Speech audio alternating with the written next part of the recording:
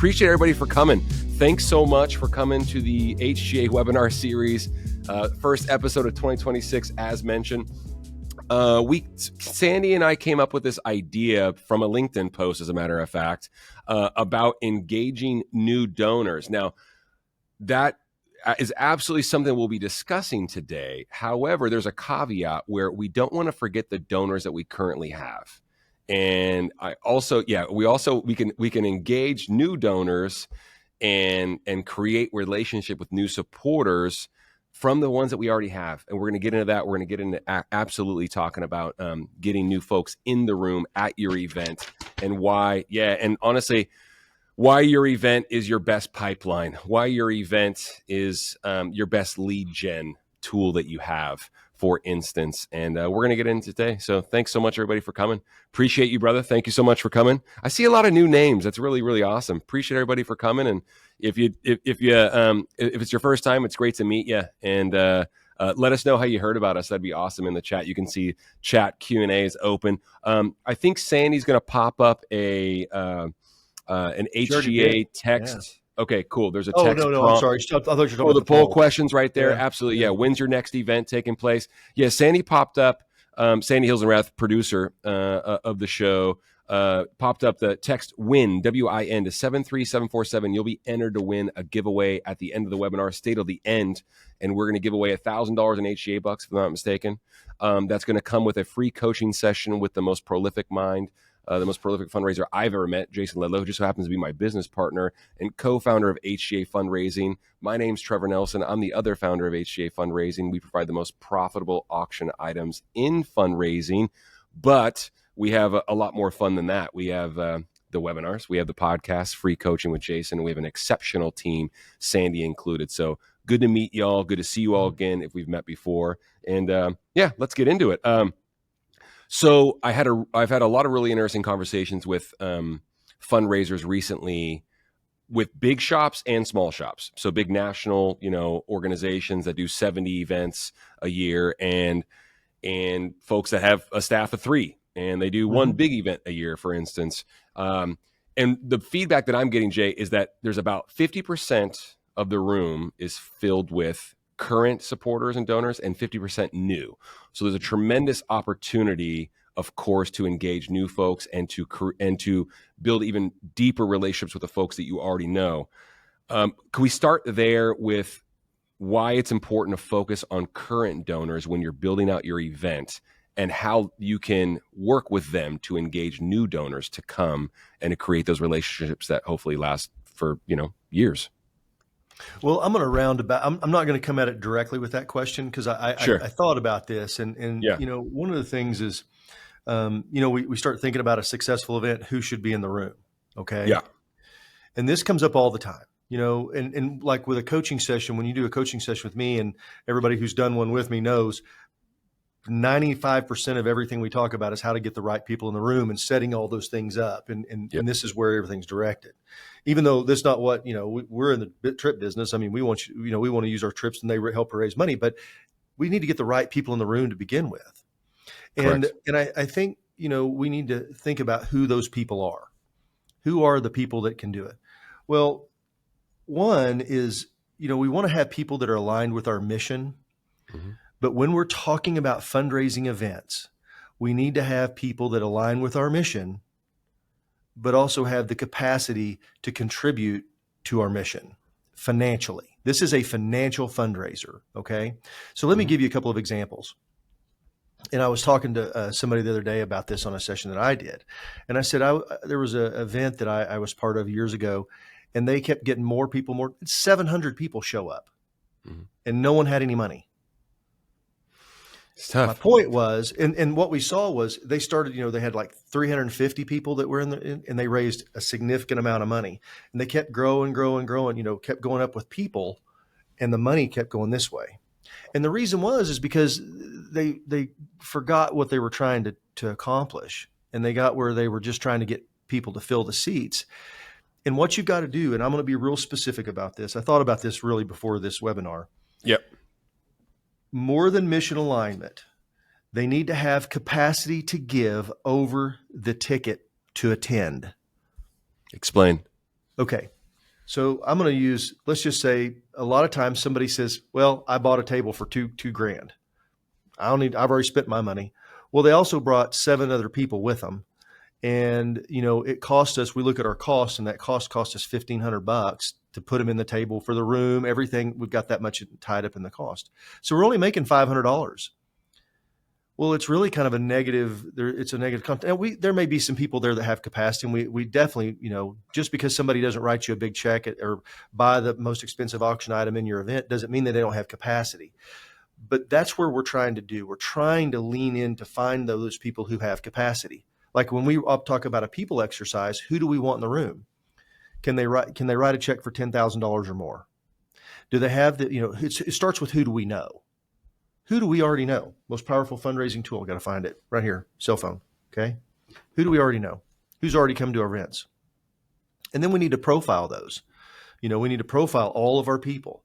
Have they given money to us? Do they have capacity? Have they ever given to us? Do they just show up and buy, they buy a couple of tickets for $150 a piece, and they show up and they eat and drink, and then they carry on like they own the world, never they leave. And that's fine. I'm not knocking that down. They may be a wonderful, they may have some other way to help us, but how can they help us? Let's be specific. Can they write a check for $10,000 and not miss it? Okay. Now, I may be able to write a check for 10 grand, but I'm sure going to miss it. It's not, I don't have that kind of, we're talking about somebody, they could write a $50,000 check. Mm-hmm. Number one. Number two, are they people person? Are they connected? Can they fill a table with other people that could write checks for $10,000 and not miss it? Who are those people that we already know? Do they have access to something? Their nephew's an astronaut at NASA. That's access. Okay, I've got something. They have this wonderful home and ranch, and they love to throw parties. Okay, there's some access there. They have a helicopter they love to give rides on. I don't know. Whatever that can be, you start looking and profiling our people that we know and really looking at who they are. And this is a really, a lot of people feel uncomfortable with this because, well, I don't know, this isn't for public dissemination. We're not going to send this out and share all this stuff. This is just so we as fundraisers know who we're talking to, so we can prioritize things like time, effort, money. I'll give you a great example, and I want to just really bring this home. These fundraising events we have are to raise money, raise awareness, and create new relationships, and maybe some celebration too. What happens sometimes is we get out of that thing and we think, well, I really want, I'm going to give you an example. Nonprofit that I've known, they're a great nonprofit, but they had a deal where they would bring all the kids that they served and those kids' parents, and they would use up about 8 tables for all these kids and parents. And I said, well, what do they pay anything? They go, no. We just want them to be able to come be a part of it. I said, why? They have nothing to contribute. They're the ones receiving. Now, they have some kids that would come up and speak and do stuff like that. I said, why don't you do this? Why don't you sell those tables, raise more money that's going to serve them, and then throw a pizza party for them, a pizza party somewhere. They're going to like it more. Yeah. And they switched that deal, actually at about 30,000 of their bottom line. They did a party, cost them 10 grand. That was a net 20. I think it was more than that. But I'm just saying, you got to start thinking this way and thinking money first. And for a lot of us, we're mission focused. We've got this mission mind. I'm serving my cause. I really want to do this. I care about what's going on. And so it gets that funny thing. And we've got to really be thoughtful about our time, effort, and money, because guess what?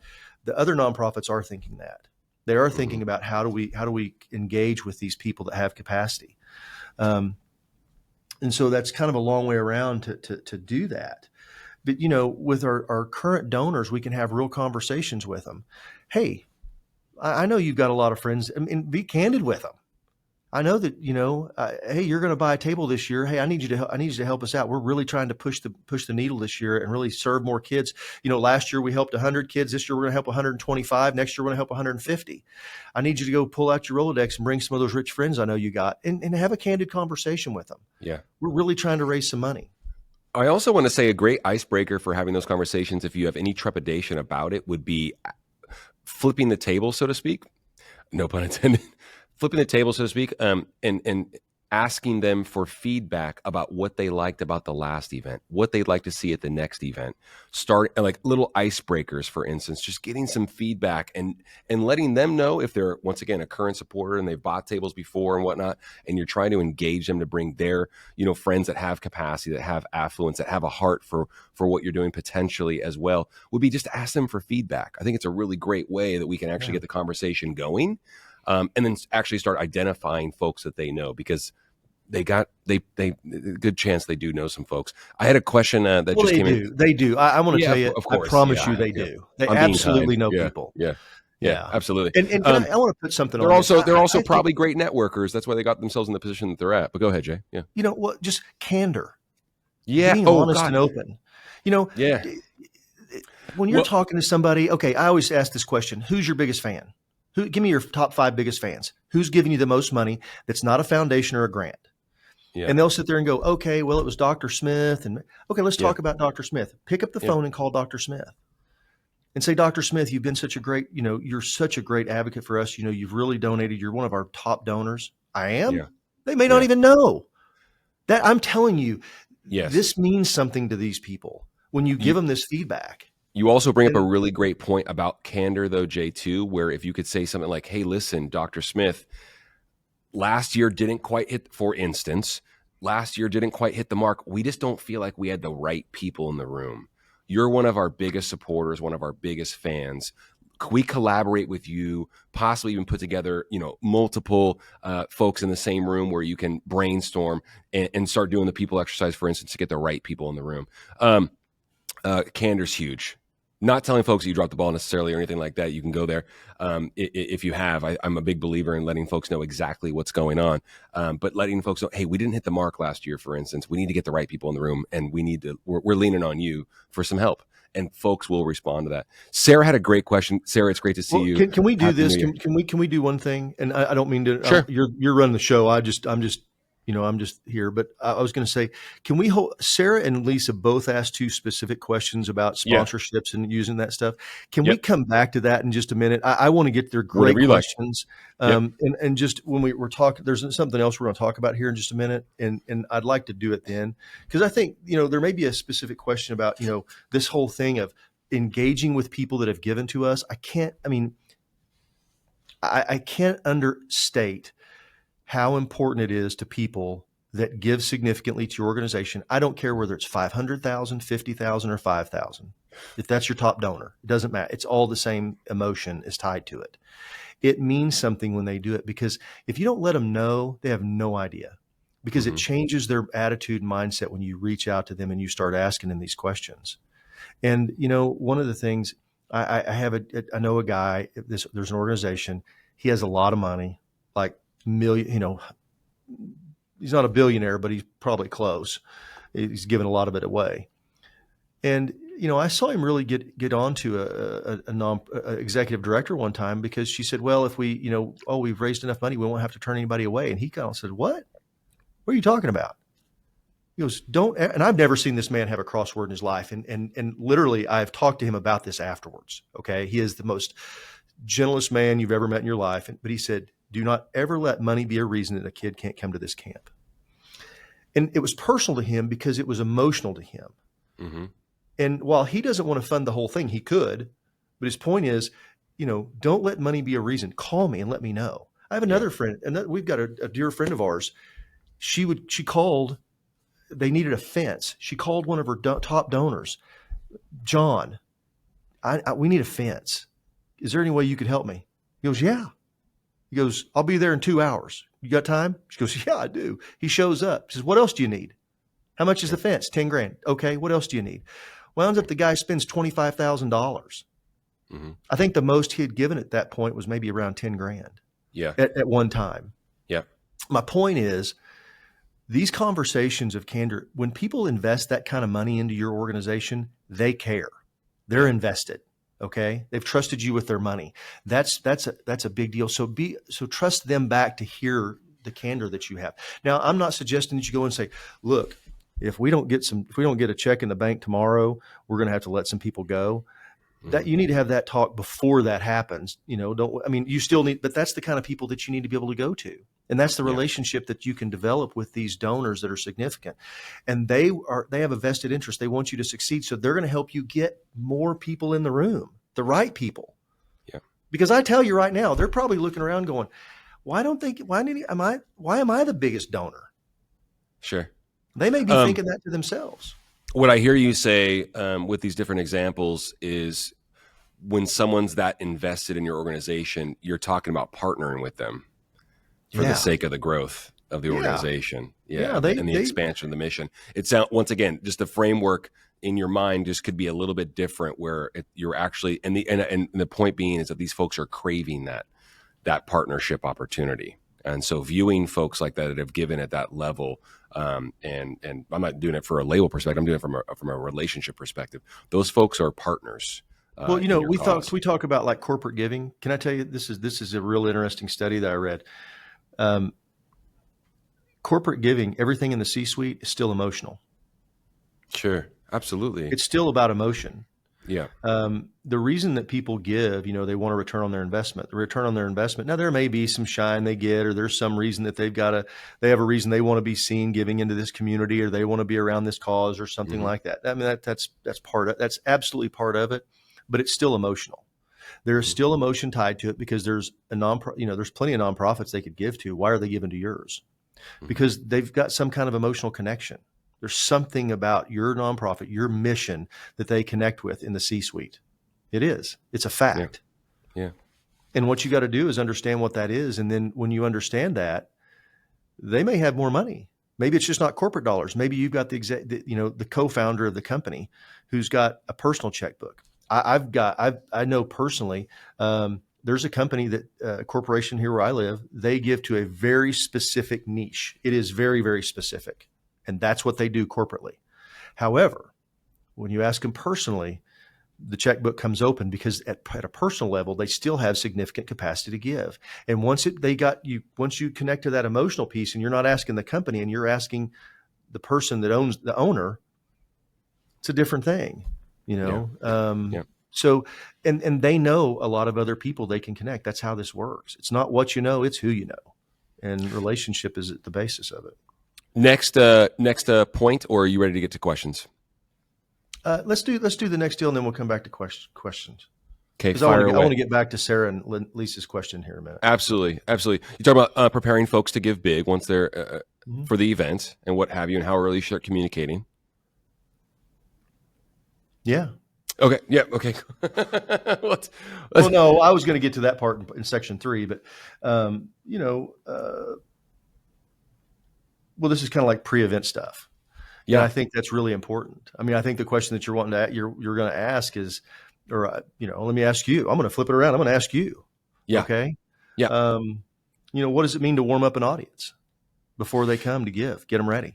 What does that mean? Yeah, and that piggybacks on how far in advance we should be communicating what's going to happen and preparing folks. Absolutely. I mean, we say that we should be preparing folks for the next event the day the event happens, right? For next year, for instance, right? And of course, if you have the opportunity to have your date for your next event already locked down, and folks are having a great time, you raised a bunch of money and things went well, you can start advertising the next event and putting it in folks' purview for sure. Absolutely. Warming up the audience, I think, because fundraising isn't getting easier. It's getting more fun, I think. It's not an or thing, it's an and thing. So what I mean by that is using every channel that you have to let folks know what to expect and what you're going to be doing.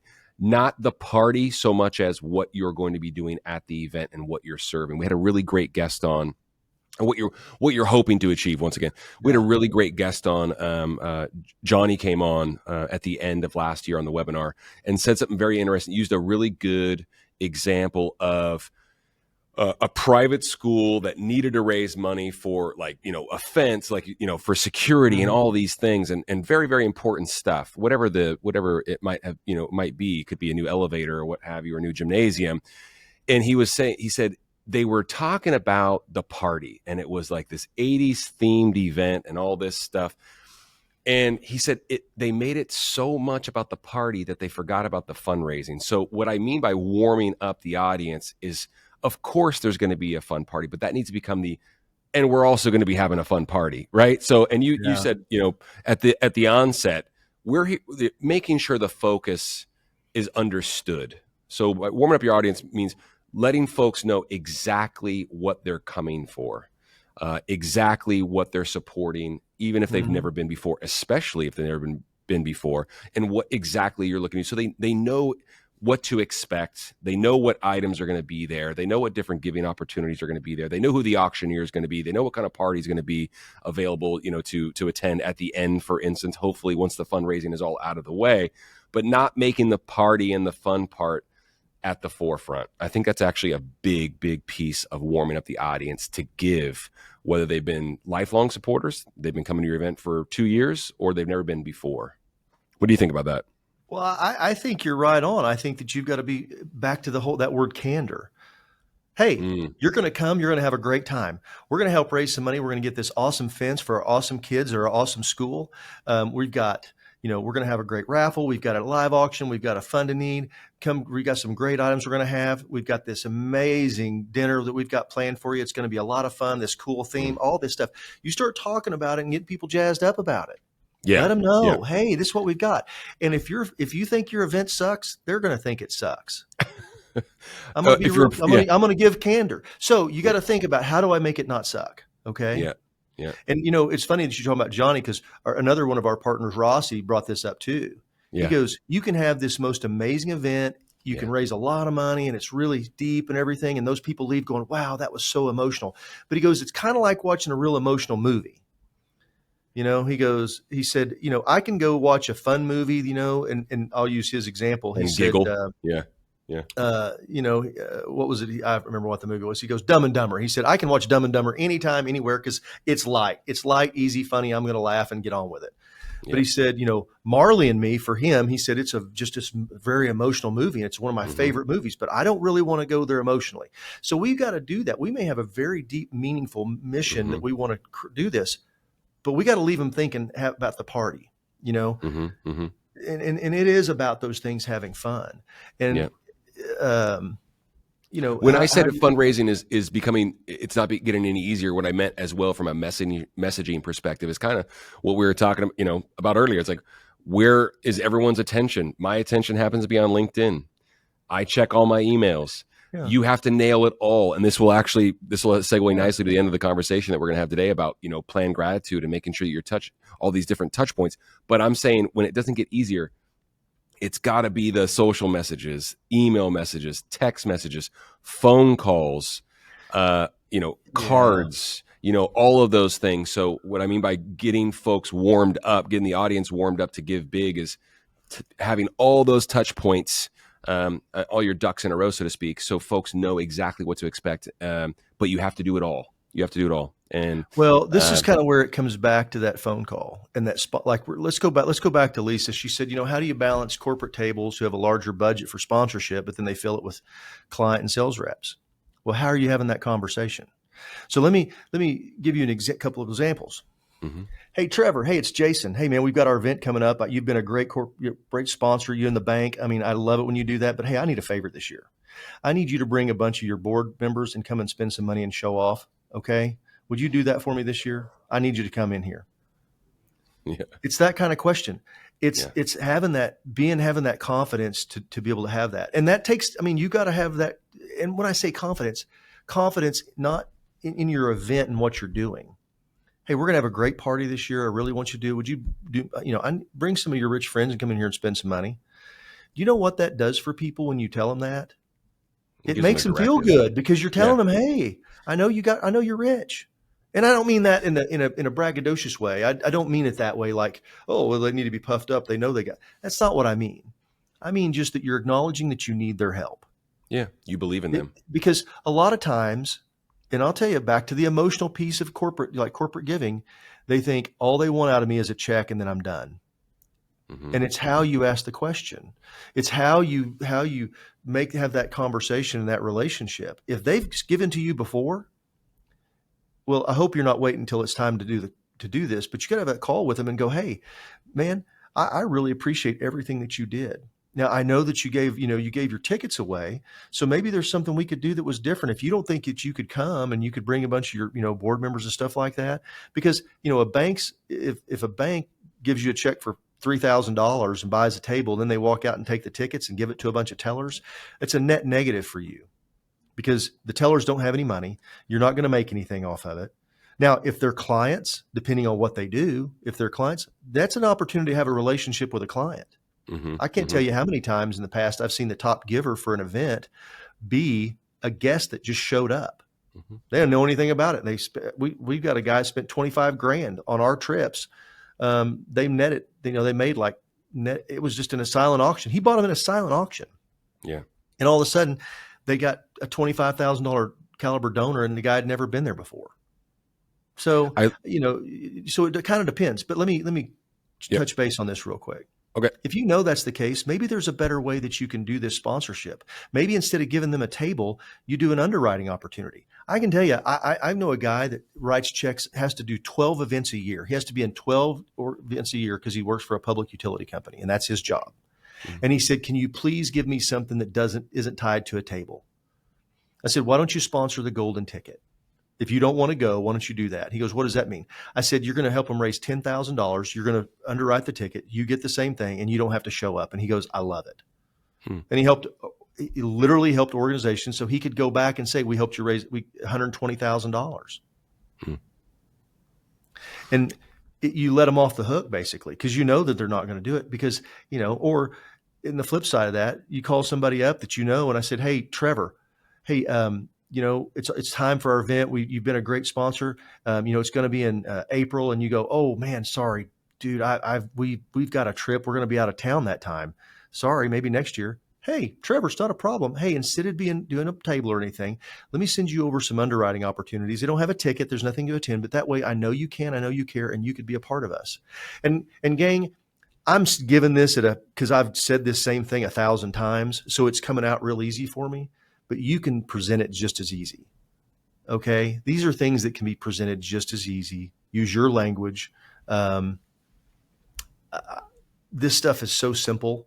And when you stop and think about it, doesn't mean it's easy, but it's simple from the standpoint of how do we get the right people in the room? We have to ask the right people, the people that we currently have, the other people. I want to touch on the other question that we had. That Lisa said, I'm sorry, it was Sarah. It was kind of touched on both those, but this is where you have that conversation with somebody.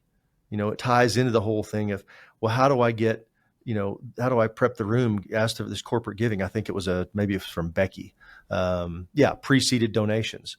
You go to your biggest fans. Who are your biggest fans? They give you the most money.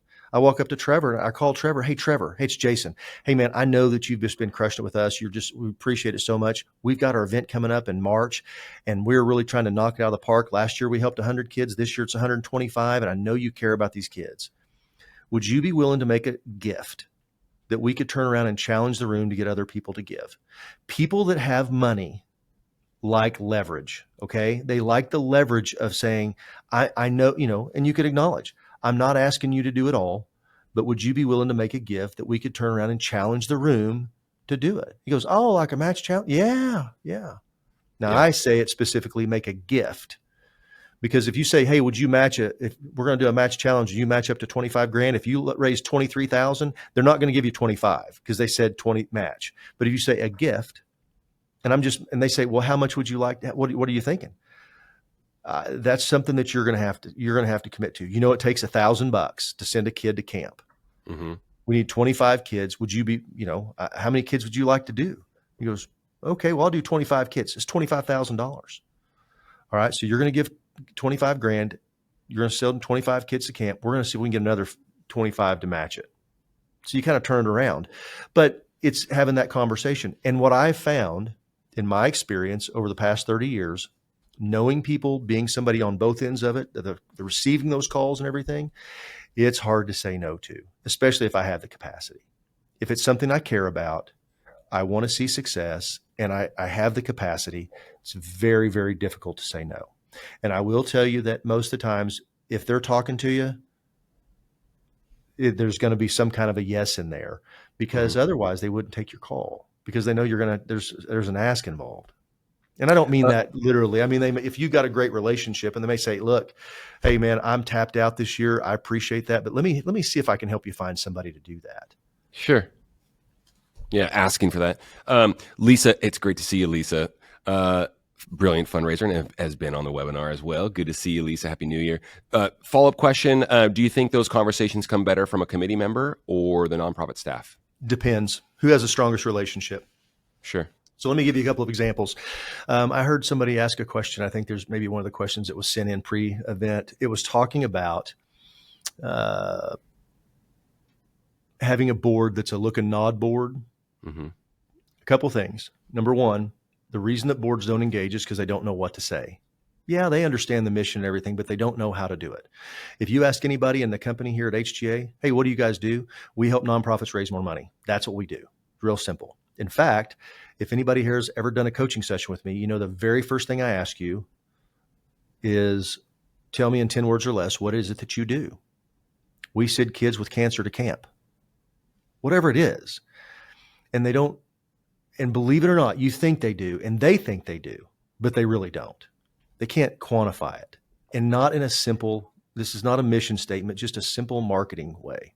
Mm-hmm. So, you know, I believe it's all about who has a relationship.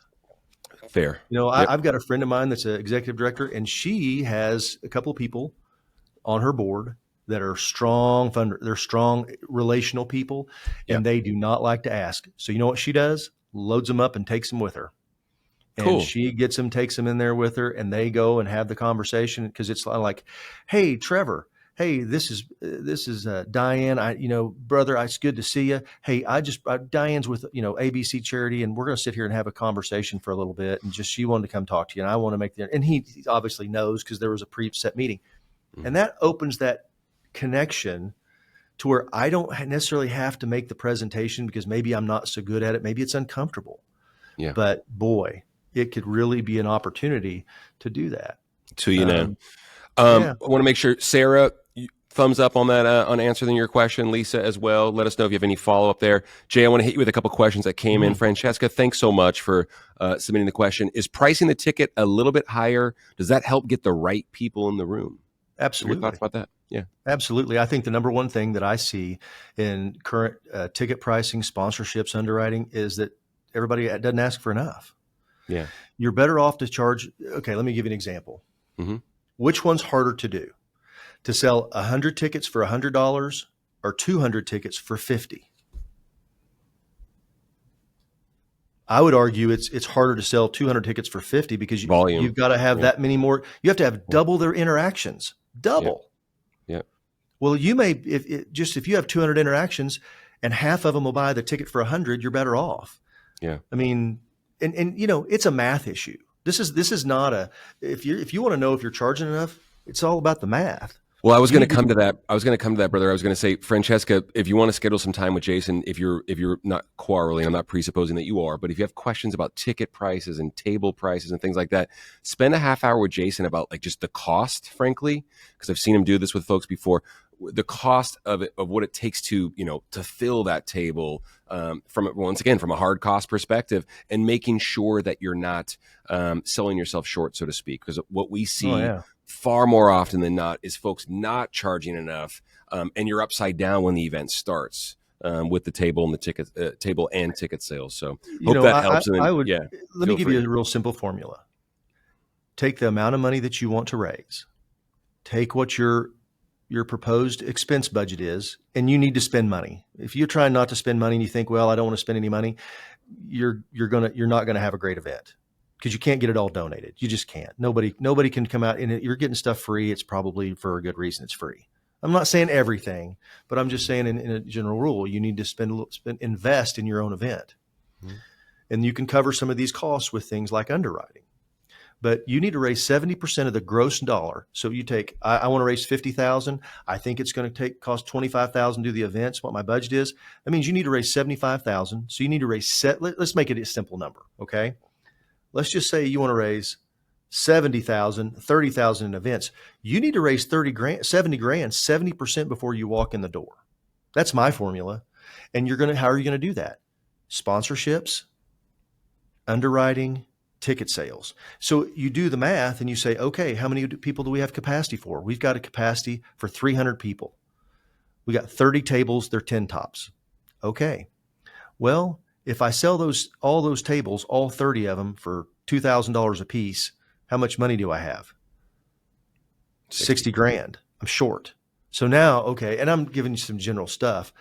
You're not going to be able to do expenses. It's going to cost you more than that, more than $1,000 a table for your expenses, more than likely. But let's just keep going down that path. So if I raise $70,000 and and all of a sudden my top table, instead of asking, I found organizations that they charge the same for every table. I'm like, oh my gosh, why not? What are you doing? I said, you know why people fly first class? Because they can. You know why people stay in 5-star hotels? Because they can. So if there's a higher level of something, they'll buy it just based on principle. They want to be at the front. They want to have there's all kinds of ways you can do this, but don't be afraid to ask for more money. Yep. We've been in an inflationary economy for the past 5 years. And if you're not asking for more money, you're probably because if you do not ask, you will not receive. You will not get it. And just because you say, look, our top sponsorship level is $50,000 this year. Wow, you guys really stepped it up. Yeah. And you've never got one. I've got a lady that never got 25,000 before. She asked for 50, got 2 of those, and got a $25,000. And it was funny. The reason she got the $25,000 donor was her $15,000 donor before, who had been the biggest one. And he said, I just have a thing. I can't be the top. I just don't ever take the top tier. I just always do the second one. Mm-hmm. I don't know. I mean, it's not, you can't argue with that kind of logic. You just have to go with it. Meet them where they're at. Yeah. Christine has a question I want to get to, Jay. How can you let people know about what to expect when so many of the attendees are guests of sponsors or guests of ticket buyers or table buyers, I'm assuming? We don't get their contact info no matter how much we try. Well, okay. I'm going to tell you, number one, that is an organizational issue. And what I mean by organizational, it's the way that you're planning this deal. You should not have anybody walk into the room that you don't know who it is. And if you do, you can fix that. It's real simple. You have them register when they walk in the door. I mean, it's just kind of that simple. It's just a simple thing. Give everybody a buyer number. You say, we don't have a live auction. I don't care. Yeah. You want to show up, give them a drink ticket. You want to get your drink tickets? You got to have, if you want to come in and get part of the deal and get the open free bar, you got to sign it. You got to sign in. Give us your name and information. This is a fundraiser. Okay. Mm-hmm. And so you have the ability to ask for that information. You can't imagine not. But let me go further. So there's an organization, raises a lot of money. They have a big party. 600 people show up. Okay. It's an all guy thing. They have drinks, smoke cigars, and watch Ultimate Fighting. Okay. It's kind of a big party, big dude deal. It's the top business, probably all the businessmen of that city, it's like the big deal they show up to. But they weren't getting anywhere. And it's because they weren't having people register. When they forced registration, which all it did was mean they gave people their lanyard and they got their information, all of a sudden their contacts quadrupled. They were selling 60 tables.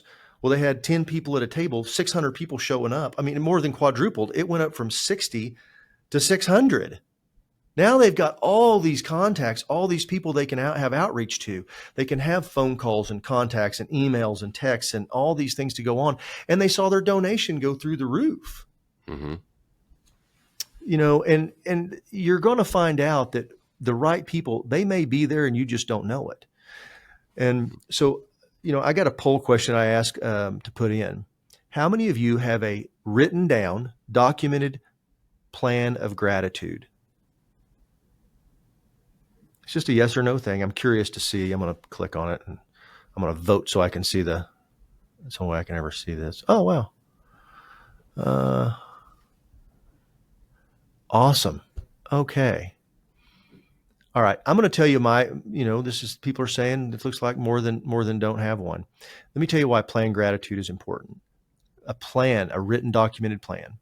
A written documented plan of gratitude is important because that's the plan that you're going to follow.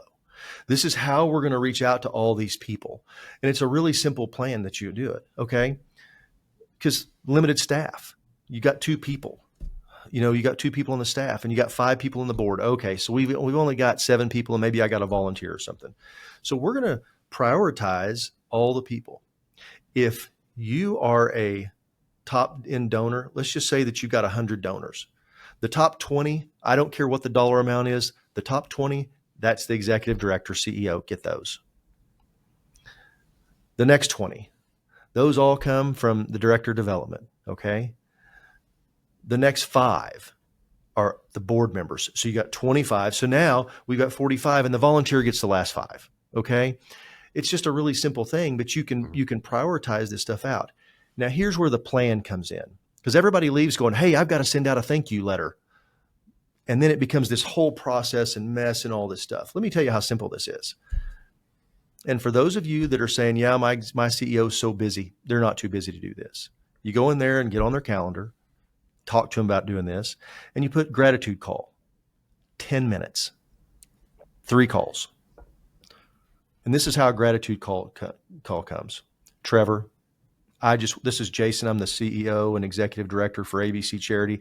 I just want to tell you, thank you so much for you showing up and showing out. What you did for us is enormous. That was incredible. And I just want to say thanks. And that's a voicemail. I'm not asking for him to call me back. I don't need to play phone tag. I'm not asking for anything. I'm just saying thank you. Yep. That means a lot. Mm-hmm. That means Trevor knows whenever he reads that, because guess what? He's probably not going to listen to it, but now all voicemails, what do? They convert into text so he can read it. And he sits there and goes, oh, that was really cool. That was nice. Yeah. Yeah. And then the next time, and you do that. So that way you can get through that 20 people, we said we're going to take the top 20. And so in, just a few days at 10 minutes a day, we've got through them. And then the way you do this with your board, maybe, something I've seen done. I've done this personally as a board member.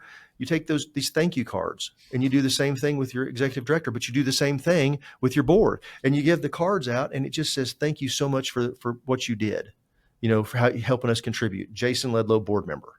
And then you as a staff, you set all this up at your board meeting and give them, 4 or 5. Don't give them 50 because they're not going to be able to get through it. But if you give them, 10 or 15, something like that, 5, they can get through it in a board meeting. And this is just in the first month. I mean, this is just right after your event. Yeah, within the first week, 2 weeks. These are meaningful things that you can do. But you've got to have it planned. You've got to say, this is what we do. Absolutely. Not, let's get to it, because there'll be something else that'll come up. And if you don't put it out that way, if you say, I'm going to sit down and make thank you calls today, guess what's going to happen? I'm going to sit down and make thank you calls today. And the school called, my kid's sick and they're throwing up and I've got to go pick them up. Well, then tomorrow I've got meeting. The next day I got meeting, and I miss it. This way you can do 2 or 3 calls every day, spread it out, and you can have it done in just a few days. I'm a big believer in, having an email pre-generated, celebrating the event, the success of the event. I'm a big believer in pictures. I'm a big believer in, because I'm talking about touching everything, all touch points. Big believer in a sizzle reel of the event, and looking forward to seeing you all next year. I'm also a big believer in, I think where you're going with this as well, Jay, is like not only existing supporters, but once again, top supporters get a phone call. If you have the staff and you have the bandwidth to do it, I'm a big believer in that first impression with the new folks that attended, the new folks that gave at $5,000 in the live auction, the new folks that bid in the silent auction $3,500 but didn't even win. You have all that data in your software. If someone was willing to bid on an item sight unseen at never been to your event before, and was willing to bid $3,500 but didn't even maybe win the item, I think a phone call is definitely in the cards. What's really cool about that piece, that personal piece, and just thank you for coming, they're not getting that from anyone else. They're not getting these phone calls, these supporters, these individuals. They're donors, they're consumers at the end of the day. They're just people. They are not getting these phone calls from anyone else. They're not getting the thoughtful email, the thoughtful message, the handwritten note, all of these things. These things can be planned. Absolutely. Good stuff. Well, all this stuff sets the table. Okay. Everything we're Mm-hmm. talking about here sets the table for that next phone call when that next ask happens. Because here's two ways that you're going to see. And imagine that your donor's sitting in a room full of people or sitting at lunch with somebody and you make a phone call to them. And this is how they answer. There's two ways that they can answer that call. So, hey, hold on. Never mind. It's just somebody calling. I know they're going to ask for money.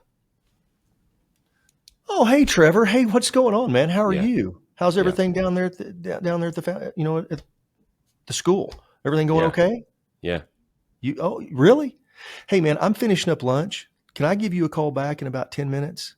Great. Thanks. Oh, that was Trevor. He runs this great school down here, and those guys are just so good. I just love everything they do. That's the two different conversations that happen. Yep. One is because there's a base of gratitude that's been built up. His cup's been filled because Trevor called him.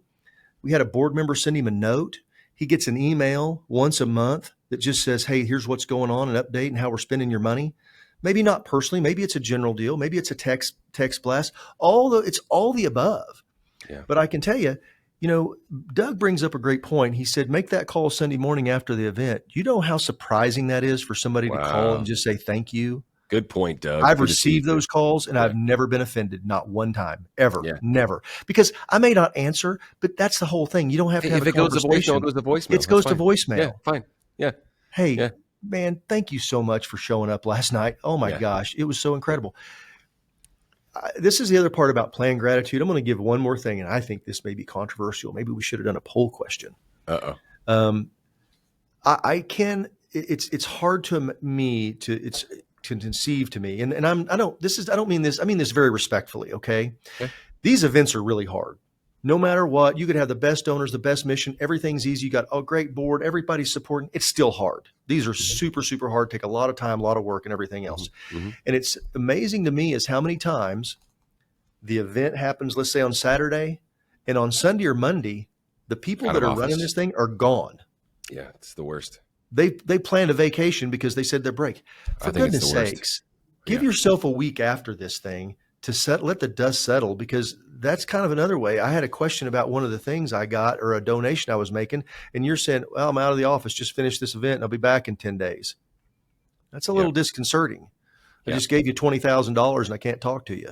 Okay. And I just had a question about how I'm going to pay this. And I mean, and I'm not saying everybody does this, but it's surprising to me how many times that happens. Yeah. And I know, so push that time out, give yourself the following week to do things like gratitude, finalizing, finishing up. I mean, I've had people call and want to give more money. Yeah. Want to buy more trips, want to buy more stuff. Hey, did you guys ever sell that one such and such thing? Well, I'll buy it. Yeah. Hey, I didn't get it. I was sorry. I had a couple of cocktails too many. My wife was giving me the elbow, but I know there was a donation, a match, and I want to make sure you guys got it because I'm going to write you a check for $10,000. Yeah. Good stuff. And I want to say one more thing. I got one more piece on this. Okay. Just because somebody wrote you a check for, showed up and wrote you a check for $250 and, they gave $250. When you start, that's why the whole thing about profiling and you're talking to people and you find out that, Sandy, not only can she write, she wrote you a check for $250, but she could have wrote a check for $25,000. I think that, because I'm asking some questions and doing some things, that's a great deal to make a phone call. Sandy, thank you so much. I really appreciate everything you did to come to our event. And just thank you. Don't ask them for anything. Don't ask them for anything. Don't say, hey, I'd love to buy you coffee. Please don't do that. Just say thank you. If you don't know what to say and you're having a hard time, or you're instructing someone on your staff or a volunteer to do their job with the phone, if you don't know what to say, if they don't know what to say, just start with thank you. You can always start with thank you. Shelly, thanks for the kind. Hey, I appreciate you so much. That's very sweet. Thank you. Doug, once again, great to hear from you. Sandy, do us a favor, selfishly. Sandy, will you put up the most recent episode of Hey Nonprofits we did with Mallory Erickson? That'd be awesome, so folks can grab that and listen to it. I got a question from Karen for the group. Our event is February 28th. Thanks so much, Karen, by the way. Good to see you. Hopefully you're here. It seems like there's a shift. Ticket sales and the Fund and Need donations have been going up the last few years. Auction sales steady, but auction donors not donating this year or doing smaller value items. Anyone else seeing this also? Well, I think I that'd need a be a little good more one just to see, context. just to have anybody else noticing this. I can tell Yeah. you, we know for a fact it's been going down for the last 10 years. I mean, we know that. We know that donations have been going down, things like that. Let me give you an example. You've got, Trevor's got, and he doesn't, but let's just say he's got a place in Aspen. He's given it to us the last 3 or 4 years, but he's not doing it anymore. One, maybe he's got it on short-term vacation rental. And so he's got it tied up and it's such a pain to deal with. And so he's like, I just don't mess with it. He may just not want anybody in his house anymore. Everybody just gets a little weird about that. And they're like, look, I bought this house so I can go to it, not so I can give it to everybody. I'm going to write you a check, but don't do that. That's where companies like us, like HGA, come in. We can provide those items and provide the things that you have that you can raise money. It's not a replacement for a donation, but it's a tool that is in conjunction. The next thing is what you're asking for. Sometimes, if you keep asking for the same stuff, everybody kind of gets tired of it.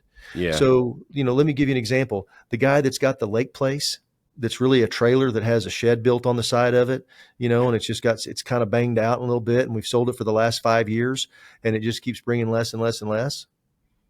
Maybe we ought to do something different with that. We don't want to make him mad, so we're going to put it in the silent auction or do something different. But all those things go into this, and what are we asking for? How are we asking for these things? People they just want a few things. Everybody's got plenty of stuff. Nobody wants stuff anyway.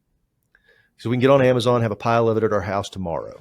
What people like to do is they like to go places, experience things, once in a lifetime. Let me give you an example. Let's say that your mayor is really cool and everybody likes him, and you get lunch with the mayor. Okay.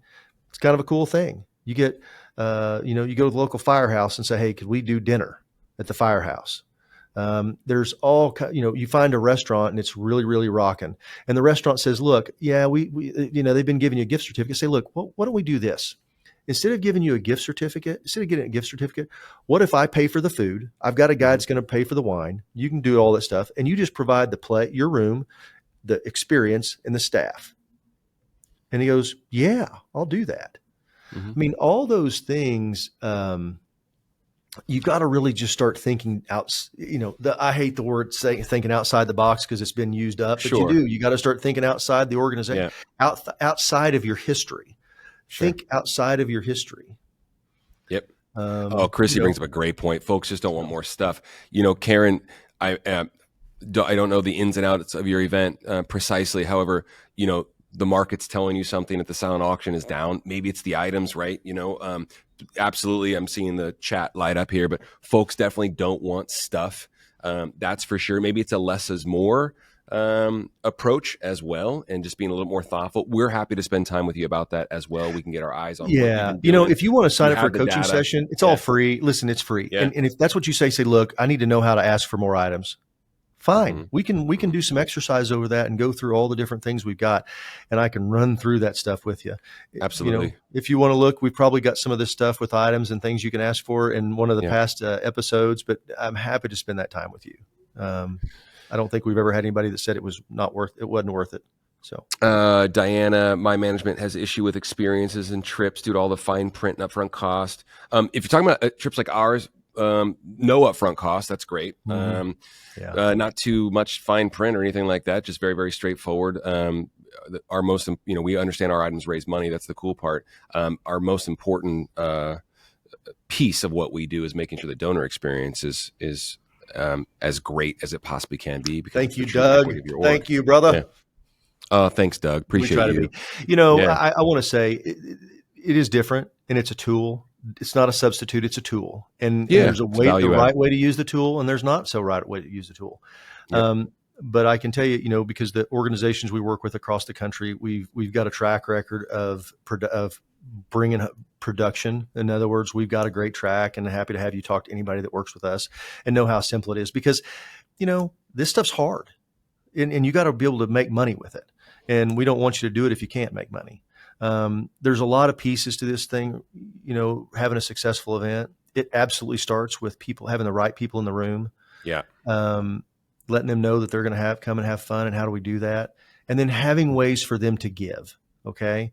You've got to have you got to have some mechanisms for them to give. Some people are going to write you a check and they're glad to do it.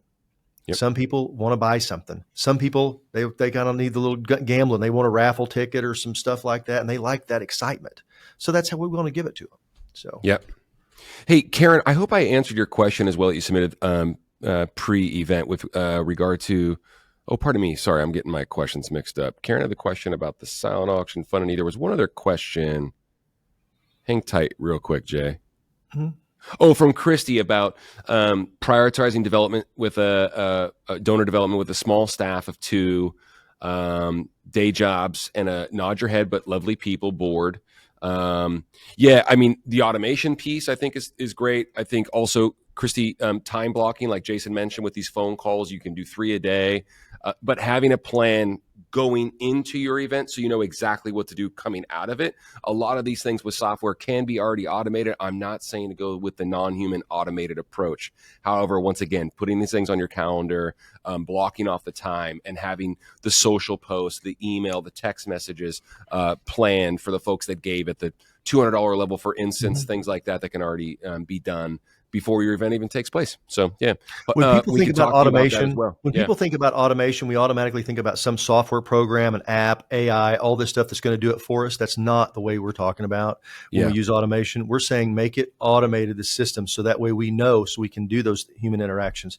Everybody can make 3 phone calls a day, and you can change the world with 3 phone calls a day. I promise you. The data scientists, technologists, AI founders that we've had on the podcast and the webinar, one very recently, Sandy put up the episode with Mallory Erickson. She started an AI tool called Practivated that you all can check out as well. Every single one of these people are kind, good-hearted people that believe in technology, and every single one of them say these tools are available so we can be freed up to focus on the relationships. That's what the technology is for. It's to free us up so we can focus on the people. And to hear that coming from, once again, the data scientists, the technologists, the folks that are founders of AI tools is really, really encouraging. But it should be encouraging for everyone. Really, really good. Doug, I woke Trevor up early on a Saturday morning. Funny. Thank you, Doug. I do remember that. That was fantastic. Well, I will say we're not perfect, but I can tell you we will come through in spades whenever if we miss something, we will make it happen. Christy, I'm happy to meet with you. Jason's happy to meet with you. You can email us directly. Anyone here, by the way, can email us directly. Jason at HGAfundraising.com, Trevor at HGAfundraising.com. Obviously, very easy to reach us on LinkedIn, me especially. Anytime. Hey, we got to give something away. Let's do it. Sorry to keep everybody. It's been an hour. We promised to keep you for an hour for this first episode of 2026, and be sure to join us next week as well. Just we have the One Cause folks coming on from Bonterra Tech coming on next week. Yeah, it's gonna be really cool about fundraising ambassadors, I believe. Sandy, sorry, there's a lot going on. Sandy, any details if you want to put it in chat in case I'm missing something. Sandy runs everything to make sure that we don't lose our minds. But appreciate it. And hey, I'm going to call the winner right now on the air for the $1,000. Make sure your phone is on. $1,000 in HGA bucks and a free coaching session with Jason. Hello. Hello. Good afternoon. Who am I speaking with? Megan. Hey, Megan. How are you? This is Trevor Nelson. Good. How are you? Doing well. Hey, I just want to let you know you won the $1,000 in HGA bucks that you can use at your next event. Yay. Thank you so much. Well, thanks so much for coming. Hey, what organization are you with, Megan? Tell the audience and who you're raising money for. I am with Wally's House. We are our county's CAC, so we are our Child Abuse Intervention Center for the county. I had a coaching session with them 2 days ago. Oh my gosh, what a great organization! Hey, well, you get another one, which I already told them they could do another one. You got to meet with Jay again. Sorry, Megan. Lovely people. That's awesome. That's awesome. I appreciate the work that you all do. Thank you so much for coming to the webinar as well. Hope you got a lot out of it. Yeah, thank you so much. All right. Have a great afternoon. Happy New Year to you. Thanks, Megan. Happy New Year. Bye. All right, bye now, everybody.